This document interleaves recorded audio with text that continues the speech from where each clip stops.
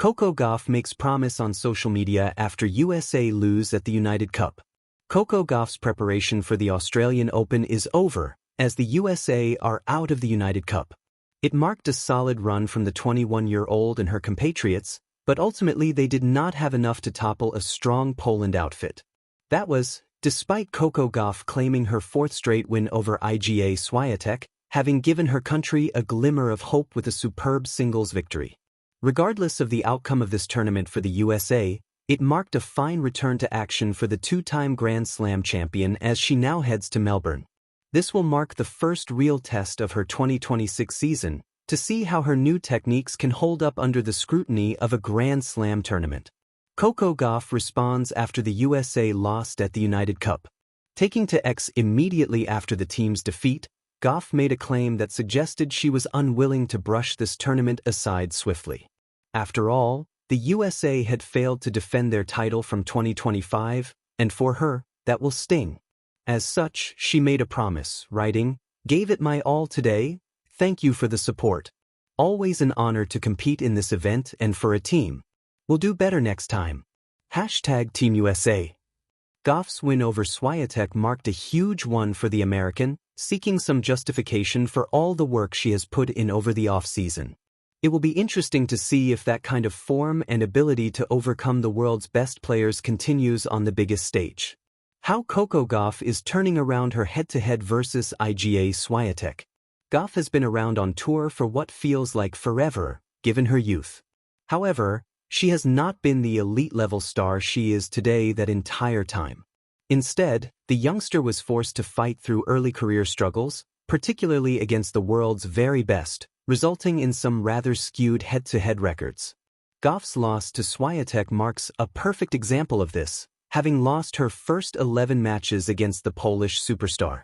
Fortunately, she is starting to flip the script, having won their last 4 encounters and the last 8 sets in a row.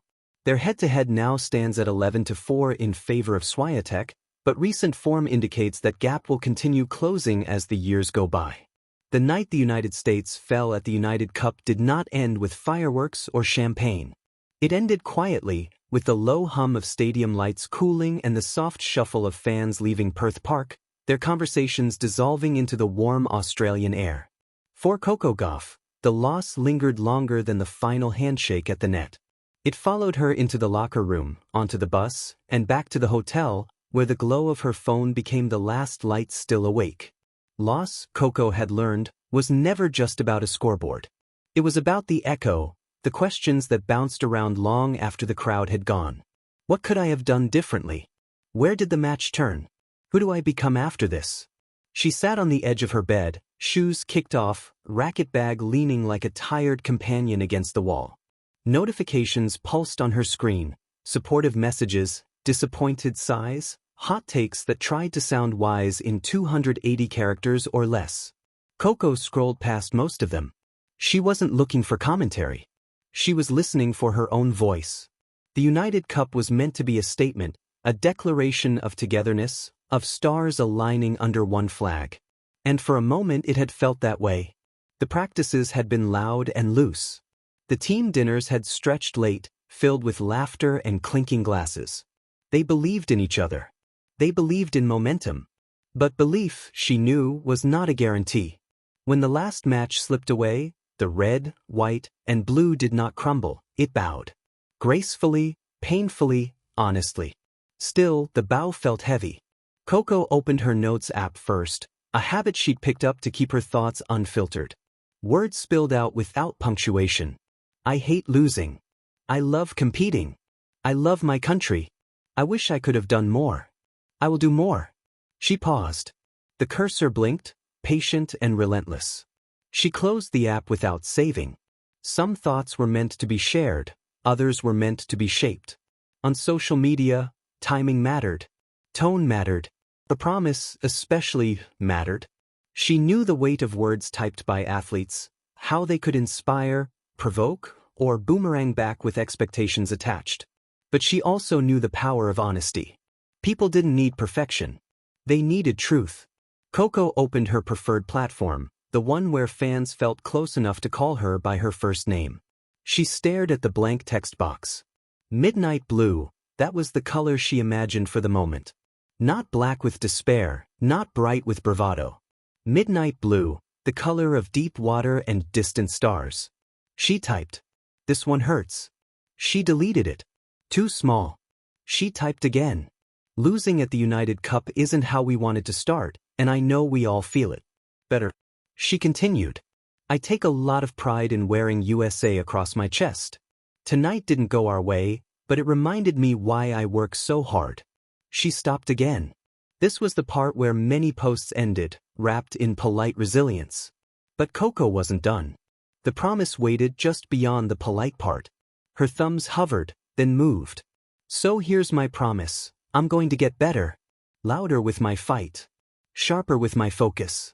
Kinder to myself but tougher in the moments that matter. She reread the sentence twice. It felt like a vow whispered into the dark. She added one more line. This isn't the end of the story. She didn't tag anyone.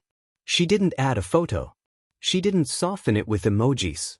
She pressed post and set the phone face down, as if the words needed space to breathe on their own. Sleep came slowly. Dreams flickered, service tosses floating too far, returns clipped at the tape, the roar of a crowd swelling and fading like waves. When morning arrived, sunlight spilled across the room, and with it came the quiet knowledge that promises don't work unless you do. At breakfast, teammates nodded at her, a shared understanding passing between them. Loss had a way of forging silent bonds. No one needed to mention the post. They'd seen it. They felt it. Later, on the practice courts, Coco moved with intention. Every drill had an edge, every repetition a question she asked of herself. Is this enough? When it wasn't, she asked again. The promise wasn't about proving anything to strangers online. It was about accountability, to the girl who first picked up a racket, to the fans who woke up early to watch, to the teammates who believed the next chance would be better.